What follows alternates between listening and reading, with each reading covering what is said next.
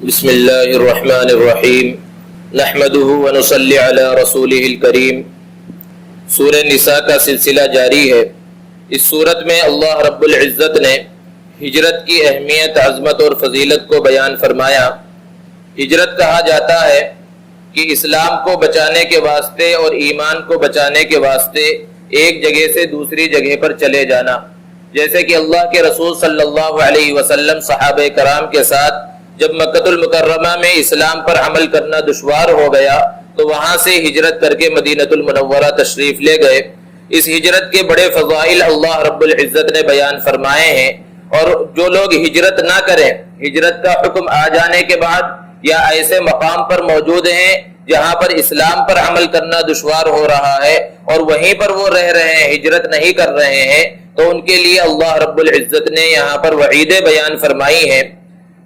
اور اگر کوئی ہجرت کا ارادہ کر لے، ہجرت کے ارادے سے اپنے مقام سے نکل جائے اور جہاں ہجرت کر کے جانا چاہ رہا تھا وہاں نہ پہنچے، راستے میں ہی انتقال ہو جائے، تو بھی ہجرت کا اجر و ثواب مل جاتا ہے۔ حضرت حمزہ ابن قیس رضی اللہ تعالی عنہ کا واقعہ اللہ رب العزت نے بیان فرمایا۔ روایتوں کے اندر ہے کہ آیت کریمہ انہی کے بارے میں نازل ہوئی کہ وَمَن يُهَاجِرْ فِي سَبِيلِ اللَّهِ يَجِدْ فِي الْأَرْضِ مُرَاغَمًا كَثِيرًا وَسَعًا وَمَن يَخْرُجْ مِن بَيْتِهِ مُهَاجِرًا إِلَى اللَّهِ وَرَسُولِهِ، کہ جو اپنے گھر سے ہجرت کر کے ارادے سے نکل جائے اور پھر موت اسے آ لے تو اسے ہجرت کا ثواب مل جاتا ہے۔ چونکہ ہجرت کے اندر سفر کرنا پڑتا ہے، اور یہاں پر ہجرت کے ساتھ ساتھ جہاد کا حکم بھی بیان کیا گیا۔ جہاد کے اندر بھی سفر کرنا پڑتا ہے اور دونوں کے اندر مشکلات بھی پیش آتی ہیں، تو سفر کے احکام کو اور سفر میں نماز کس طرح پڑھی جائے اس کو بھی اللہ رب العزت نے بیان فرمایا کہ اگر شرعی سفر کوئی کر رہا ہے تو اسے نماز کے اندر قصر کرنا ہے، ان تقصروا من الصلاۃ۔ اور جہاد کا جو موقع ہوتا ہے تو بسا اوقات کئی دن تک اور کئی مہینوں تک وہ لڑائی چلتی ہے اور خوف کا معاملہ رہتا ہے کہ دشمن بالکل سامنے ہے، اور نماز تو پڑھنا ہے بہرحال، کیونکہ نماز تو وہی ہے جو تلواروں کے سائے میں بھی ادا کی جائے۔ تلواروں کے سائے میں بھی نماز جیسی اہم عبادت سے چھٹکارا نہیں ہے، تو تلواروں کے سائے میں اور دشمن بالکل سامنے کھڑا ہوا ہو، مقابلہ ہو رہا ہو، تو کس انداز میں نماز پڑھی جائے، اللہ رب العزت نے اس کے احکامات کو بھی یہاں پر بیان فرمایا۔ پھر اس کے بعد اللہ رب العزت نے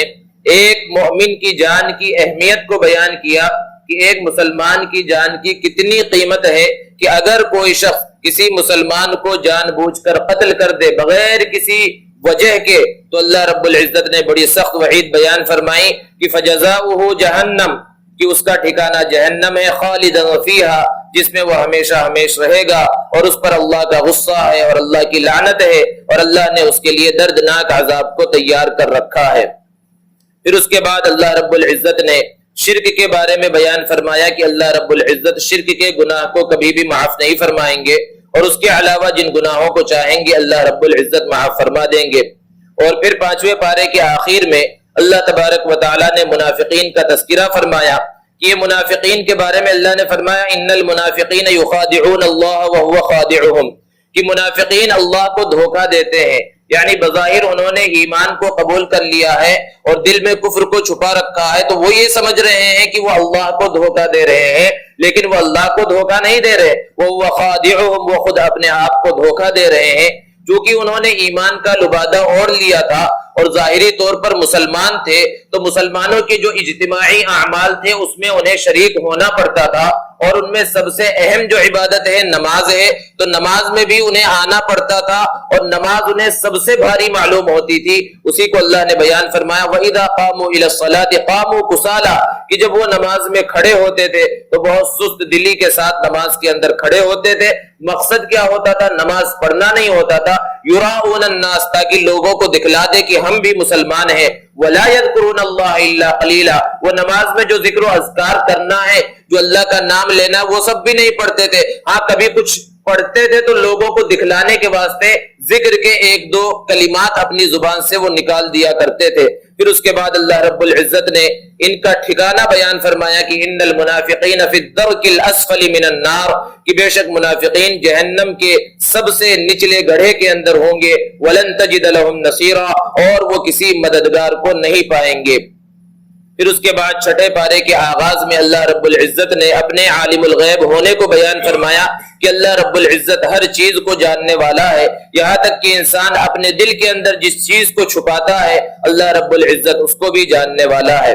اس کے بعد سورہ مائدہ ہے، یہ مدنی سورت ہے۔ مائدہ کے معنی ہے دسترخوان کے۔ اس سورت میں اللہ رب العزت نے دسترخوان کا تذکرہ فرمایا حضرت عیسیٰ علیہ السلام کے واقعے کو بیان کرتے ہوئے۔ حضرت عیسیٰ علیہ السلام کے ساتھ جو لوگ رہا کرتے تھے انہیں حواری کہا جاتا تھا، جیسے کہ اللہ کے رسول صلی اللہ علیہ وسلم کے جو ساتھی تھے انہیں صحابی کہا جاتا ہے، صحابہ کہا جاتا ہے، اسی طرح انہیں حواری کہا جاتا تھا جو حضرت عیسیٰ علیہ السلام کے خاص لوگ تھے۔ تو ایک مرتبہ ان حواریوں نے حضرت عیسیٰ علیہ السلام سے درخواست کی کہ آپ اللہ سے دعا کریں کہ اللہ تبارک و تعالی ہمارے لیے آسمان سے دسترخوان کو اتار دے۔ حضرت عیسیٰ علیہ السلام نے اللہ رب العزت سے دعا کی تو اللہ رب العزت نے آسمان سے جنت کا ایک دسترخوان اتارا جس میں مختلف انواع کے کھانے پینے کی چیزیں تھی۔ اسی مناسبت سے اس سورت کا نام مائدہ رکھ دیا گیا۔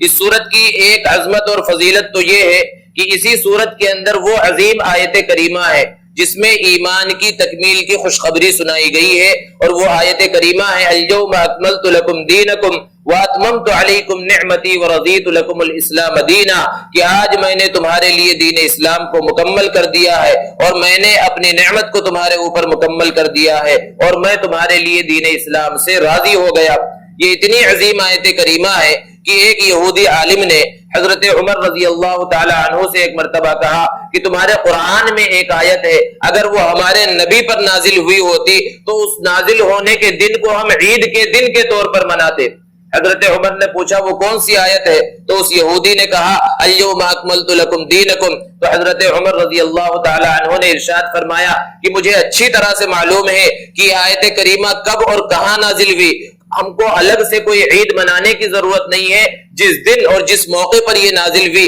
مسلمانوں کے لیے کئی عیدیں ایک ساتھ جمع تھی۔ یہ 9 ذی الحجہ کو عرفہ کے میدان میں اللہ کے رسول صلی اللہ علیہ وسلم پر نازل ہوئی، اور عرفہ کا دن حاجیوں کے واسطے خاص طور پر عید کا ہی دن ہوتا ہے۔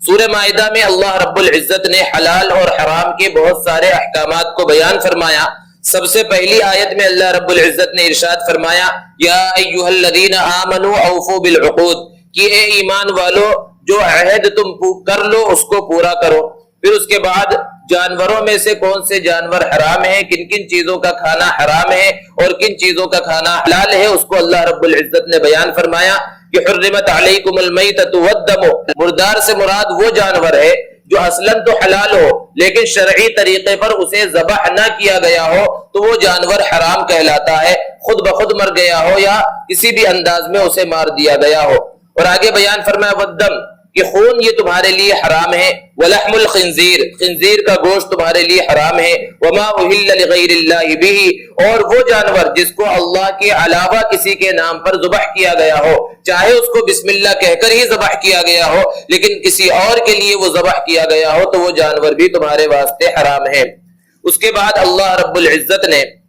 نماز کے لیے انسان وضو کرتا ہے اس وضو کے فرائض کو بیان فرمایا۔ یہ قرآن مجید کے بارے میں جیسا کہ کہا جاتا ہے کہ یہ ساری زندگی کا نظام اس قرآن میں بیان کیا گیا ہے، وضو تک کے مسائل کو اللہ رب العزت نے بیان فرمایا اور ارشاد فرمایا یا ایھا الذین آمنوا اذا قمتم الی الصلاۃ، کہ ایمان والو جب تم نماز کا ارادہ کرو فاغسلوا وجوہکم، تو پورا وضو کا طریقہ بیان فرمایا۔ اور پھر آگے بیان فرمایا کہ ہو سکتا ہے کوئی انسان بیمار ہو، پانی استعمال کرنے پر قادر نہ ہو، یا سفر کر رہا ہو اور ایسی جگہ پر پہنچ گیا جہاں پانی کا نام و نشان نہ ہو، یا اپنے مقام پر ہی ہو اور ایسا موقع آ گیا کہ پانی مل نہ رہا ہو، تو کیا نماز چھوڑ دی جائے، وضو نہ کیا جائے؟ اللہ نے حکم بیان فرمایا وضو کے بدلے میں تیمم کر لیا جائے جس کو مٹی سے کیا جاتا ہے۔ پھر اس کے بعد اللہ رب العزت نے حضرت موسیٰ علیہ السلام کے واقعے کو بیان فرمایا کہ حضرت موسیٰ کی قوم نے، بنی اسرائیل نے حضرت موسیٰ سے خواہش کی کہ ہمیں کسی بڑے علاقے کے اندر پہنچایا جائے، اللہ سے دعا کرے کہ ہم کسی بڑے علاقے میں پہنچ جائے۔ حضرت موسیٰ علیہ السلام نے ارشاد فرمایا کہ فلاں علاقہ ہے، وہاں ایک قوم آباد ہے، قوم عمالقہ، اللہ کی طرف سے حکم آیا ہے کہ تم ان سے جہاد کرو اور اس علاقے کو فتح کر لو اور وہاں پر جا کر رہو۔ جب بنی اسرائیل کو پتا چلا قوم عمالقہ کے بارے میں کہ وہ کتنی خطرناک، کتنی مضبوط اور ڈیل ڈول والے لوگ ہیں، تو یہ ہمت ہار گئے، ان کی جہاد کی ہمت نہیں ہوئی، اور یہ انبیاء کرام کے اتنے بڑے گستاخ تھے کہ اپنے نبی جلیل القدر پیغمبر حضرت موسیٰ علیہ السلام سے ان لوگوں نے کہا فَاذْهَبْ أَنْتَ وَرَبُّكَ فَقَاتِلَا، کہ آپ اور آپ کا رب دونوں جا کر لڑ لو، اور جب جیت جانا تو ہمیں آ کر بتلانا، ہم وہاں پر چلے جائیں گے۔ اس انداز میں انبیاء کرام کی انہوں نے گستاخی کی تو اللہ رب العزت نے ان کو کئی طرح کے عذابات کے اندر مبتلا فرمایا۔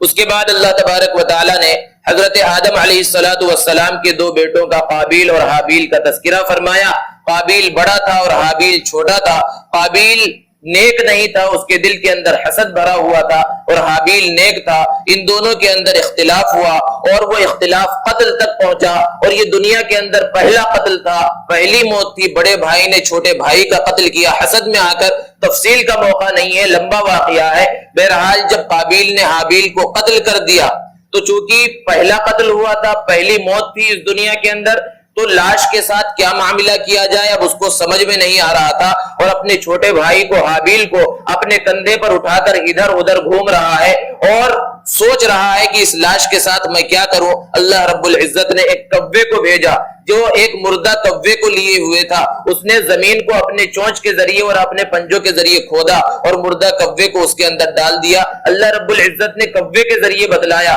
جب قابیل نے اس چیز کو دیکھا تو افسوس کرنے لگا اور کہنے لگا یا ویلتا عجزت ان اکون مثل هذا الغراب، ہائے افسوس میں تو اس کوے سے بھی گیا گزرا ہو گیا کہ کوے کو تو پتا ہے کہ مردہ کوے کو کس طرح جو ہے ٹھکانے لگایا جائے، اور مجھے اس بات کا بھی پتا نہیں ہے۔ اس کے بعد اللہ رب العزت نے بیان فرمایا من اجل ذالک، کہ اسی وجہ سے ہم نے بنی اسرائیل کے اوپر یہ متعین کیا، یہ فرض کیا انہ من قتل نفسا بغیر نفس، کہ کسی نے کسی جان کا قتل کیا بغیر کسی وجہ کے، فکأنما قتل الناس جميعا، کہ ایک آدمی کا قتل کرنا ساری انسانیت کے قتل کرنے کے برابر ہے، اور ایک آدمی کا بچا لینا، ایک آدمی کی زندگی کا بچا لینا ساری انسانیت کے بچا لینے کے برابر ہے۔